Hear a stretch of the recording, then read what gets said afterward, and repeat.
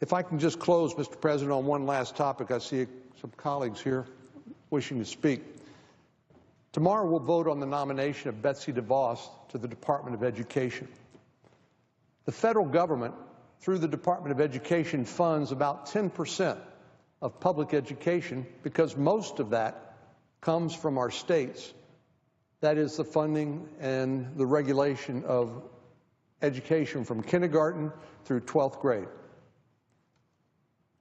But what this fight over this well-qualified nominee is all about, it's about power, as so many of these fights in Washington, D.C. are about, and the desire to keep power over public education in all of our states, all across the country, right here inside the Beltway.